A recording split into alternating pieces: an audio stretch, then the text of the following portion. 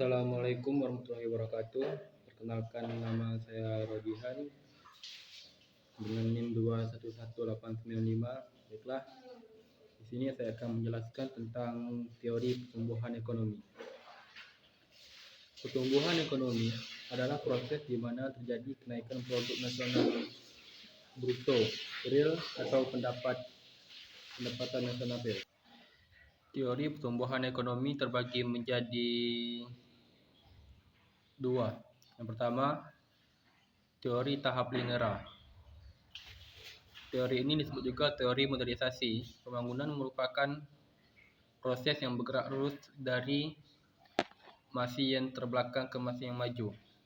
5 tahap pembangunannya yaitu masih tradisional, produksi untuk lepas landas, lepas landas industri mulai berkembang pertanian, bergerak ke kedewasaan, zaman konsumsi massa yang tinggi. Teori dan model pertumbuhan ekonomi.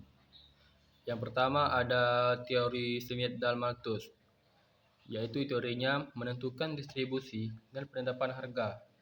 Yang kedua, harga dan output tergantung pada tenaga kerja. Yang ketiga, pertumbuhan penduduk. Yang keempat, kelangkaan tanah dan pendapatan. Dan yang kelima, surga yang hilang. Dan yang kedua ada teori Infosys Schumpeter. Pada teori ini menekankan pada faktor inovasi, entrepreneur sebagai motor penggerak pertumbuhan ekonomi kapitalistik. Dinamika persaingan akan mendorong hal ini.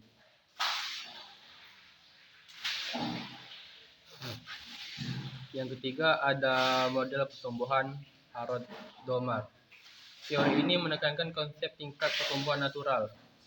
Faktor-faktor produksi tenaga kerja diperhitungkan juga kenaikan efisien karena pendidikan dan latihan. Dan selanjutnya ada model input-output Leontief.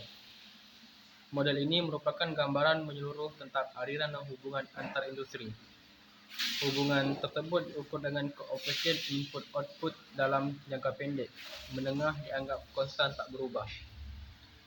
Yang kelima ada model pertumbuhan Lewis. Model ini merupakan model yang khusus, sedang menerangkan kasus negara yang berkembang atau padat penduduknya. Tekannya adalah pada perpindahan kelebihan penduduk di sektor pertanian ke sektor modern kapitalis industri yang dibayi dari surplus keuntungan. Tren pokok dari pertumbuhan ekonomi. Yang satu, penduduk berkembang tetapi pada tingkat lebih rendah dibanding pertambahan persediaan modal. 2. Tingkat upah real naik dengan kuat. 3. Porsi upah dan gaji terhadap total pengembalian pada barang, modal dan belangka jangka panjang bergerak sedikit. 4. Tingkat pengembalian modal bunga real tidak jatuh. 5. Terdapat kenaikan dalam rasio modal per output. Faktor-faktor yang mempengaruhi pertumbuhan. Yang pertama ada tanah dan kekayaan alam, jumlah dan mutu penduduk serta tenaga kerja, barang, modal dan tingkat teknologi, sistem sosial dan sikap masyarakat, luar pasar.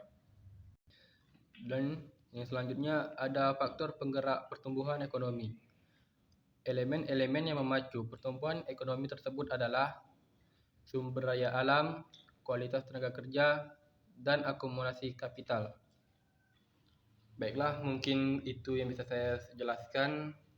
Saya ucapkan terima kasih, semoga bisa dimengerti. Wassalamualaikum warahmatullahi wabarakatuh.